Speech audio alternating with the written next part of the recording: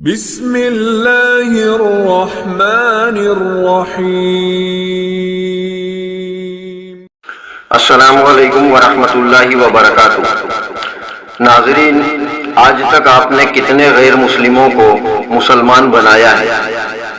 شاید ہی آپ نے آج تک کسی کو کلمہ حق کی دعوت دی ہو اور اس نے قبول کی ہو اور وہ دائرہ اسلام میں شامل ہوا ہو، لیکن ہم یہ ضرور کر سکتے ہیں کہ ہمارے ہزاروں لاکھوں بھائیوں اور بہنوں کو کفر کرنے سے بچا سکتے ہیں، اور اس کا بھی درجہ وہی ہے جو کسی کو کلمہ پڑھانے کا ہے، کہ مطلب ایک کلمہ پڑھنے والے مسلمان کو اگر آپ نے کفر کرنے سے بچا لیا تو اس کا بھی وہی ثواب ہے جو کسی کافر کو کلمہ پڑھا کر مسلمان بنانے کا ہے۔ اب آپ یہ سوچ رہے ہوں گے کہ کون سا مسلمان ایسا ہے جو کفر کرنے جا رہا ہے اور میں اسے روک لوں؟ تو سب سے پہلے آئیے ایک حدیث شریف سماعت فرمائیے۔ میرے آقا صلی اللہ علیہ وآلہ وسلم نے فرمایا کہ آخری زمانے میں ایمان پر قائم رہنا اتنا ہی سخت ہوگا جتنا ہتھیلی پر انگارہ رکھنا۔ آپ تصور کیجئے، آپ اپنی ہتھیلی پر آگ کا انگارہ کتنی مشکل سے سنبھال سکتے ہیں یا کتنی دیر تک سنبھال سکتے ہیں؟ تو میرے آقا صلی اللہ علیہ وآلہ وسلم فرما رہے ہیں کہ آخری زمانے میں ایمان کو سنبھالنا ایسا ہی ہوگا جیسا ہتھیلی پر انگارے کو رکھنا۔ آگے فرمایا، صبح کو انسان مومن ہوگا اور شام تک وہ کافر ہو جائے گا، اور شام کو انسان مومن ہوگا تو صبح تک کافر ہو جائے گا۔ انسان اس طرح کفر ہرگز نہیں کرے گا کہ وہ توحید کے کلمہ توحید سے ہٹ جائے، یا وہ مندر میں چلا جائے، یا مورتیوں کو پوجنے لگے، یا کسی اور کو سجدہ کرنے لگے۔ وہ اس طرح سے کفر نہیں کرے گا۔ تو پھر کیسے کفر کرے گا کہ انسان صبح کو مومن ہوگا اور شام تک کافر ہو جائے گا، اور شام کو مومن ہوگا اور صبح تک کافر ہو جائے گا؟ تو آئیے اس حوالے سے اس کے بارے میں کچھ باتیں ہیں جن کو انسان کہہ دیتا ہے اور وہ کافر ہو جاتا ہے اور اسے پتہ بھی نہیں چلتا، جس کے بارے میں اللہ رب العزت قرآن میں بھی ارشاد فرماتا ہے کہ تم کافر ہو گئے، تمہیں پتہ بھی نہیں چلا۔ تو میں یہ کوشش کروں گا کہ وہ باتیں میں آپ تک پہنچاؤں تاکہ ان سے آپ بھی بچیں اور اپنے اسلامی بھائیوں اور بہنوں کو بھی بچانے کی کوشش کریں۔ اور یہ ثواب جاریہ ہوگا اگر آپ نے اس ویڈیو کو ایک انسان تک بھی شیئر کیا اور اس نے ان کلمات سے توبہ کر لی اور وہ بچ گیا، تو اس کے ایمان کے بچانے کا جو ثواب ہے آپ کو بھی مکمل ملے گا۔ تو اب ویڈیو کو شروع کرتے ہیں کہ انسان کس طرح کی باتیں کہنے سے کیا کہہ دیتا ہے تو اس کے بعد اس کا ایمان سینے سے نکل جاتا ہے اور وہ کافر ہو جاتا ہے، بالکل ویسا ہی کافر جو ایک آپ جس کو مندر میں جاتا ہوا دیکھتے ہیں اور چرچوں میں جاتا ہوا دیکھتے ہیں، غیر اللہ کو سجدہ کرتے ہوئے دیکھتے ہیں۔ ایک انسان جو روزہ بھی رکھتا ہے، نماز بھی پڑھتا ہے، سب کچھ کرتا ہے، لیکن اگر وہ اس طرح کا ایک بھی جملہ ادا کر دیتا ہے تو اس میں اور اس کافر میں کوئی فرق نہیں ہوتا جو مندر میں جا کر ماتھا ٹیکتا ہے۔ کئی دفعہ انسان پریشان ہوتا ہے تو وہ اس طرح کے جملے جو ادا کرتا ہے وہ آپ سماعت فرمائیے۔ شاید اس کے خزانے میں میرے لیے کچھ بھی نہیں، میری دنیاوی خواہشات کبھی پوری نہیں ہوئی، زندگی بھر میری کوئی دعا قبول نہیں ہوئی، جس کو چاہا وہ دور چلا گیا، ہر خواب میرا ٹوٹ گیا، تمام ارمان کچلے گئے، اب آپ ہی بتائیں کہ میں اللہ پر کیسے ایمان لاؤں یا میں اللہ پر کیسے یقین کروں؟ کئی دفعہ کیا ہوتا ہے کہ کوئی انسان بہت پریشان ہوتا ہے تو ہم اسے دلاسا دیا کرتے ہیں، سمجھایا کرتے ہیں کہ بھائی اللہ سے نا امید مت ہو، تو وہ اس کے جواب میں اس طرح کا جواب اگر دے دیتا ہے یا ایسا کہہ دیتا ہے تو وہ شخص اسی وقت کافر ہو گیا، چاہے وہ اب کتنی بھی نمازیں پڑھے، کتنے بھی روزے رکھے، جب تک وہ اس گناہ سے توبہ نہ کر لے، اس کو گناہ جان کے، اس بات کو یقین کر کے کہ یا اللہ تبارک و تعالیٰ میں نے یہ جو کہا تھا یہ میری غلطی تھی اور میں اس سے توبہ کرتا ہوں، اور وہ نئے سرے سے کلمہ نہ پڑھ لے، تب تک وہ مسلمان نہیں ہوگا۔ آگے سنیے، ایک شخص نے ہماری ناک میں دم کر رکھا ہے، مزے کی بات تو یہ ہے کہ اللہ بھی ایسوں کا ہی ساتھ دیتا ہے، معاذ اللہ، جس نے یہ جملہ ادا کیا وہ بھی کافر ہو گیا۔ آگے سنیے، جس شخص نے مصیبتیں پہنچنے پر کہا، یعنی کسی شخص کے اوپر مصیبتیں آئی اور اس نے یوں کہا، اے اللہ تو نے مال لے لیا، فلاں چیز لے لی، اب کیا کرے گا، یا اب کیا چاہتا ہے، یا اب کیا باقی رہ گیا ہے، یہ کہنے والا بھی کافر ہو گیا۔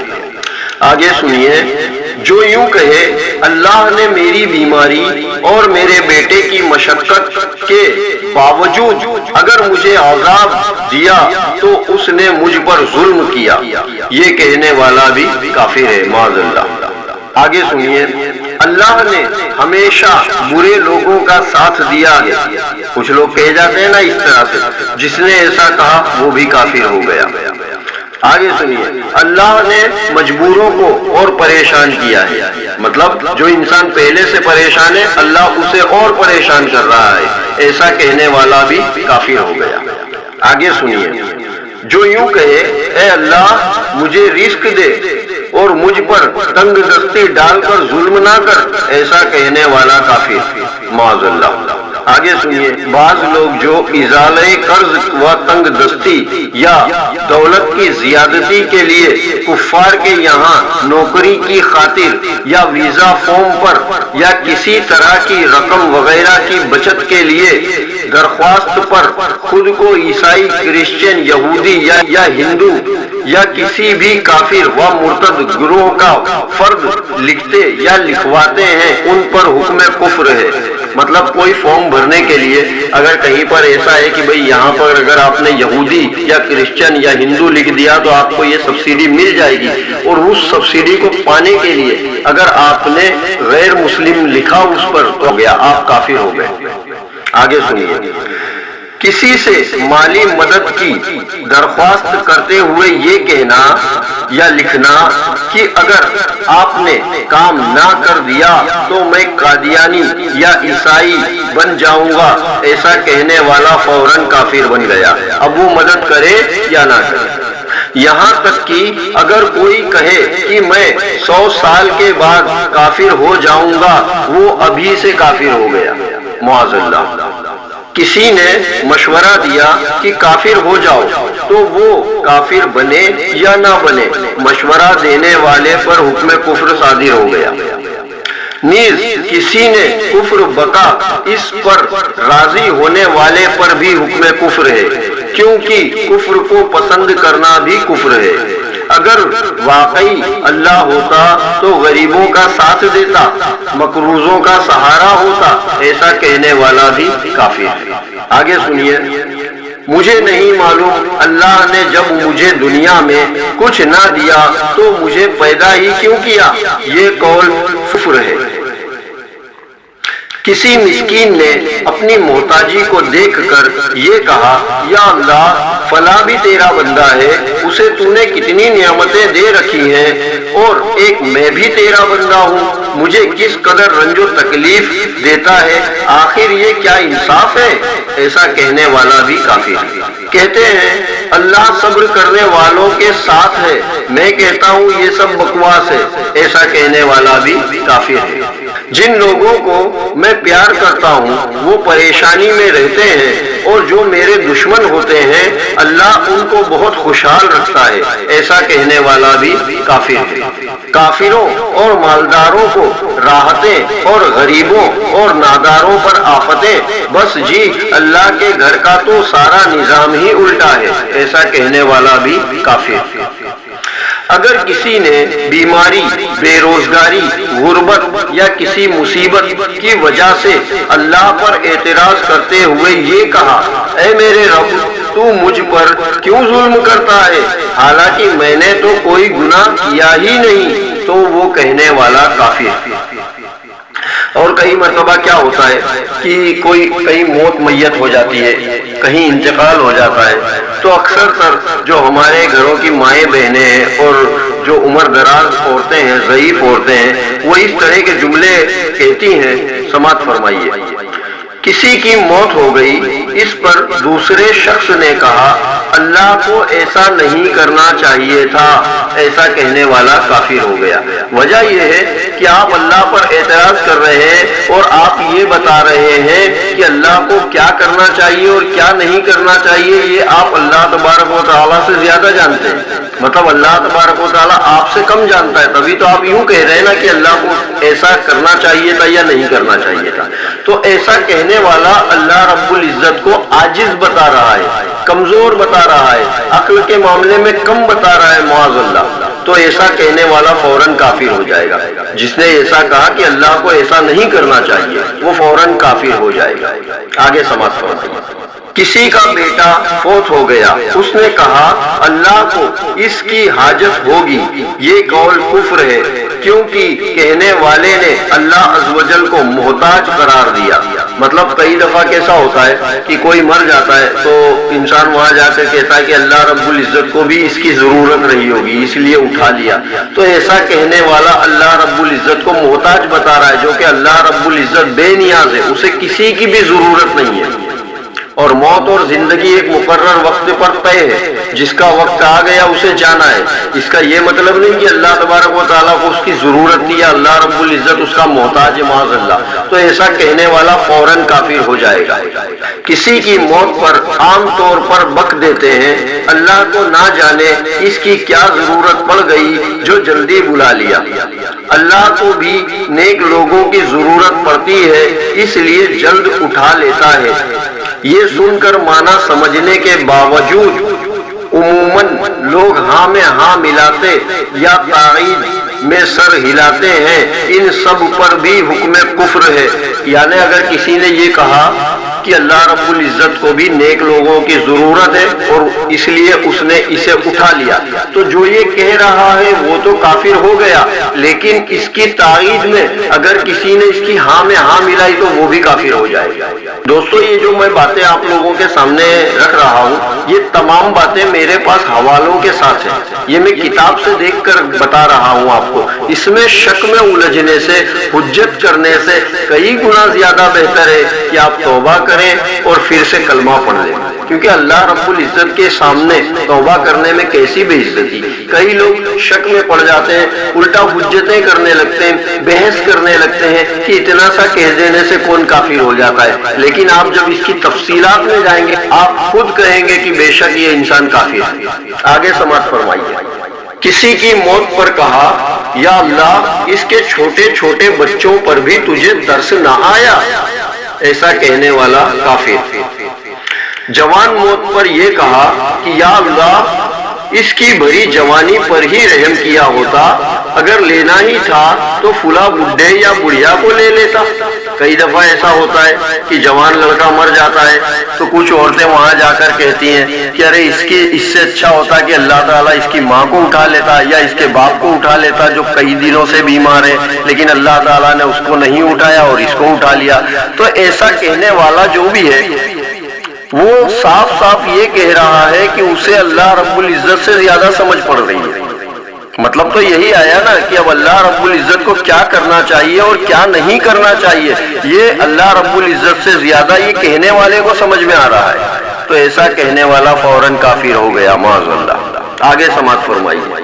یا اللہ آخر اس کی ایسی کیا ضرورت پڑ گئی تھی کہ ابھی سے واپس بلا لیا، ایسا کہنے والا فوراً کافر ہو گیا۔ اب دوستو اگر ہم سے ایسا کوئی گناہ ہو گیا ہے، اس طرح کا کوئی گناہ ہو گیا ہے تو گھبرائیے مت، اس کا جو راستہ ہے وہ بھی میں آپ کو انشاءاللہ بتاؤں گا، بس آپ غور سے سماعت فرمائیے۔ ایسا اگر کسی سے کفر ہو گیا ہے تو اس کے لیے تجدید ایمان کیا جاتا ہے۔ اب تجدید ایمان کا جو طریقہ ہے وہ میں آپ کے سامنے پیش کرتا ہوں۔ تو تجدید ایمان کا طریقہ یہ ہے کہ کفر سے توبہ اسی وقت مقبول ہوگی جبکہ وہ اس کفر کو کفر تسلیم کرتا ہو اور دل میں اس کفر سے نفرت و بیزاری بھی ہو۔ جو کفر سرزد ہوا توبہ میں اس کا تذکرہ بھی ہو، مثلا جس نے ویزا فارم پر اپنے آپ کو کرسچن لکھ دیا وہ اس طرح کہے یا اللہ میں نے جو ویزا فارم پہ اپنے آپ کو کرسچن ظاہر کیا ہے، اس کفر سے توبہ کرتا ہوں۔ توبہ کے بعد پڑھیے لا الہ الا اللہ محمد الرسول اللہ صلی اللہ علیہ وآلہ وسلم، یعنی اللہ کے سوا کوئی عبادت کے لائق نہیں، محمد صلی اللہ علیہ وآلہ وسلم اللہ کے رسول ہیں۔ اس طرح مخصوص کفر سے توبہ بھی ہو گئی اور تجدید ایمان یعنی نئے سرے سے مسلمان ہونا بھی ہو گیا۔ اگر معاذ اللہ کئی کفریات بقے ہوں اور یاد نہ ہو کہ کیا کیا بقا ہے تو یوں کہے یا اللہ مجھ سے جو جو کفریات صادر ہوئے ہیں میں ان سے توبہ کرتا ہوں، پھر کلمہ پڑھ لے۔ اگر کلمہ شریف کا ترجمہ معلوم ہے تو زبان سے ترجمہ دہرانے کی حاجت نہیں۔ اگر یہ معلوم ہی نہیں کہ کفر بقا بھی ہے یا نہیں تب بھی اگر احتیاطاً توبہ کرنا چاہیں تو اس طرح کہیے یا اللہ اگر مجھ سے کوئی کفر ہو گیا ہو تو میں اس سے توبہ کرتا ہوں۔ یہ کہنے کے بعد کلمہ پڑھ لیجئے۔ سبھی کو روزانہ بلکہ وقتاً فوقتاً کفر سے احتیاطی توبہ کرتے رہنا چاہیے۔ تجدید نکاح کا طریقہ، اگر ہم سے کفر ہو جائے، زبان سے اس طرح کا کوئی جملہ نکل جائے تو اس کے تمام اعمال جتنی بھی نیکیاں تھیں وہ تمام مٹا دی جائیں گی، اس کا نامہ اعمال سے تمام نیکیاں ہٹ جائیں گی۔ اس نے اگر حج کیا تھا تو وہ بھی ہٹ جائے گا، ہٹا دیا جائے گا، اور اس کا اگر نکاح تھا تو وہ بھی ٹوٹ جائے گا۔ تو اب اگر واپس سے انسان نے کلمہ پڑھا تو اب وہ جو نکاح ٹوٹ گیا تھا اس کو جو واپس نکاح میں لینے کے لیے کیا کرنا پڑے گا، اب اس کا طریقہ سنیے۔ اسے کہتے ہیں تجدید نکاح۔ تو تجدید نکاح کیسے ہوتا ہے وہ سماعت فرمائیے۔ تجدید نکاح کا معنی ہے نئے مہر سے نیا نکاح کرنا۔ اس کے لیے لوگوں کو اکٹھا کرنا ضروری نہیں۔ نکاح نام ہے ایجاب و قبول کا۔ ہاں بوقت نکاح بطور گواہ کم از کم 2 مرد مسلمان یا 1 مرد مسلمان اور 2 مسلمان عورتوں کا حاضر ہونا لازمی ہے۔ خطبہ نکاح شرط نہیں بلکہ مستحب ہے۔ خطبہ یاد نہ ہو تو اعوذ باللہ اور بسم اللہ شریف کے بعد سورہ فاتحہ بھی پڑھ سکتے ہیں۔ کم از کم 10 درہم یعنی 2 تولہ 7.5 ماشا چاندی موجودہ وزن کے حساب سے 30 گرام 618 ملی گرام چاندی یا اس کی رقم مہر واجب ہے۔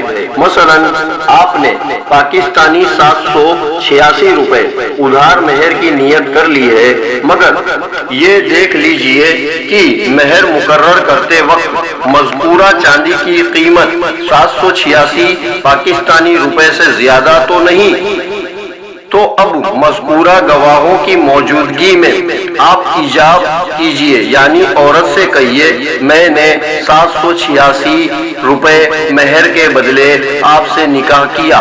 عورت کہے میں نے قبول کیا، نکاح ہو گیا۔ 3 بار ایجاب و قبول کی ضرورت نہیں، اگر کر لے تو بہتر ہے۔ یہ بھی ہو سکتا ہے کہ عورت ہی خطبہ یا سورہ فاتحہ پڑھ کر ایجاب کرے، مرد کہہ دے میں نے قبول کیا، نکاح ہو گیا۔ بعد نکاح اگر عورت چاہے تو مہر معاف بھی کر سکتی ہے، مگر مرد بلا حاجت شرعی عورت سے مہر معاف کرنے کا سوال نہ کرے۔ مطلب اگر آدمی کی اتنی استطاعت ہے کہ وہ مہر ادا کر سکتا ہے تو پھر وہ معاف کرنے کا مطالبہ نہ کرے۔ جن صورتوں میں نکاح ختم ہو جاتا ہے، مثلا صریح یعنی کھلا کفر بکنا اور مرتد ہو جانا، تو تجدید نکاح میں مہر واجب ہے۔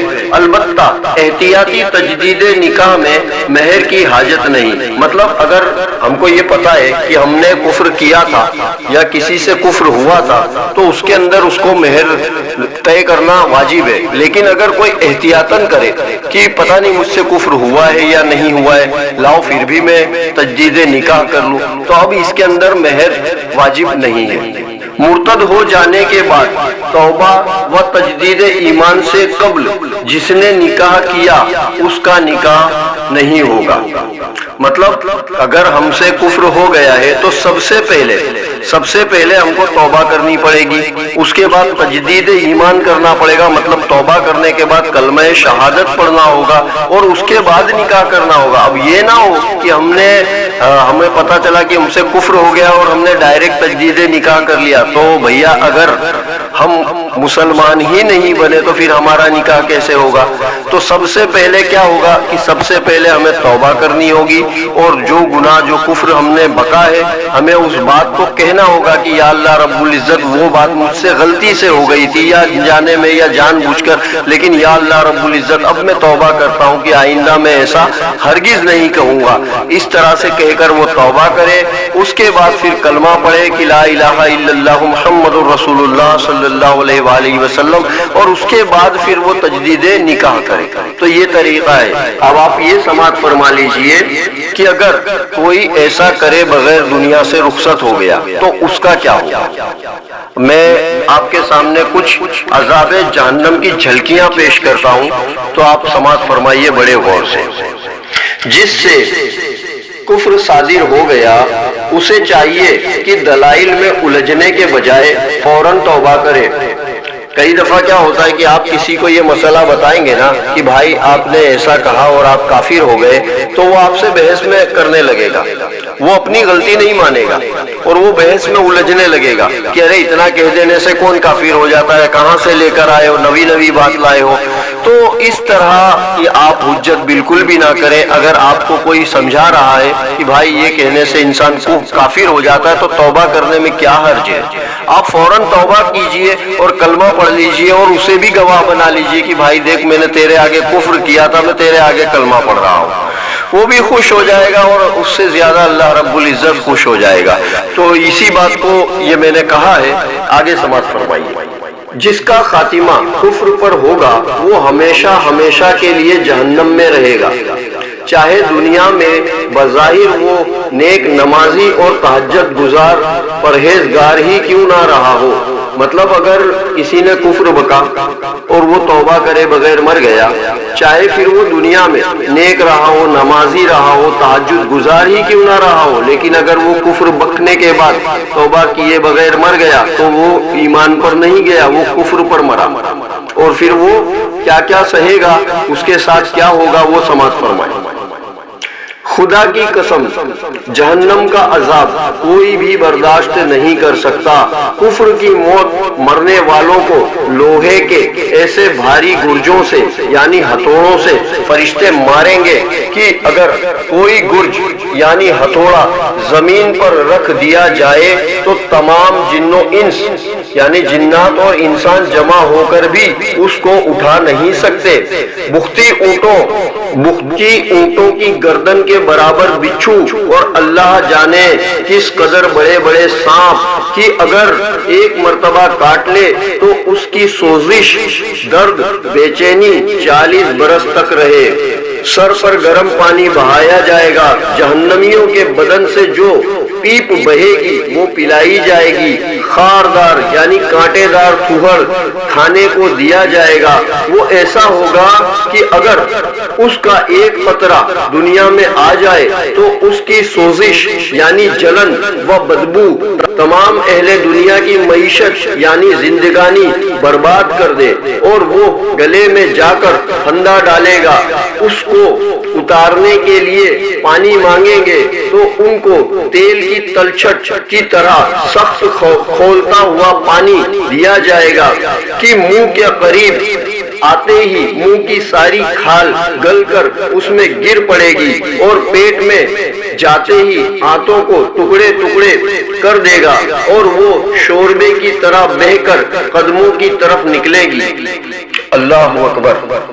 تو دوستو آپ لوگوں نے سماعت کیا، اللہ رب العزت ہم تمام لوگوں کو اس طرح کے قول کہنے سے بچنے کی توفیق عطا فرمائے، آمین ثم آمین۔ اور اس ویڈیو کو زیادہ سے زیادہ شیئر کیجئے۔ آپ کا ایک شیئر کئی ہزار مسلمانوں کو کفر کرنے سے بچا سکتا ہے، تو دوستو یہ ثواب جاریہ ہے۔ اگر آپ نے ایک شیئر کر دیا تو اس سے کئی لوگ اس کو سنیں گے اور وہ اس طرح کے کفر بکنے سے اور کافر ہونے سے بچ جائیں گے۔ آپ اپنی خوش قسمتی سمجھیے، کیونکہ ہم نے آج تک کسی غیر مسلم کو مسلمان تو نہ بنایا، لیکن اللہ رب العزت نے ایک یہ طریقہ ہمیں دیا ہے کہ ہم مسلمان کلمہ پڑھنے والے کو غیر مسلم ہونے سے تو بچا سکتے ہیں، کفر کرنے سے تو بچا سکتے ہیں۔ تو اس کو سعادت سمجھیے اور اس ویڈیو کو شیئر کیجئے۔ میں جانتا ہوں آپ اسے شیئر کرنا چاہیں گے، لیکن شیطان آپ کے دل میں وسوسہ پیدا کرے گا۔ آپ کی لڑائی شیطان سے پہلے ہے، سب سے پہلے لڑائی آپ کی شیطان سے ہے۔ اللہ رب العزت قرآن میں فرماتا ہے کہ شیطان تمہارا کھلا دشمن ہے، کہ مطلب کہ شیطان آپ کا سب سے بڑا دشمن ہے، اور آپ اسے جب شیئر کریں گے تو اس کی ہار ہو جائے گی۔ تو اللہ رب العزت ہمیں ہر لڑائی میں اپنے دشمنوں پر فتح عطا فرمائے، آمین ثم آمین۔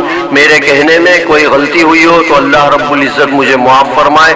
سبحان اللہ و بحمدہ، سبحان اللہ العظیم و بحمدہ، استغفر اللہ۔ اور میری آپ تمام لوگوں سے گزارش ہے کہ اگر آپ چینل پر نئے آئے ہیں تو سب سے پہلے اس چینل کو سبسکرائب کر لیں، شیئر کر دیں اور لائک ضرور کریں۔ اور اگر آپ کے من میں کوئی بھی سوال ہے تو کمنٹ باکس میں اپنا سوال رکھیں، انشاءاللہ اس کا جواب دیا جائے گا۔ السلام علیکم ورحمۃ اللہ وبرکاتہ۔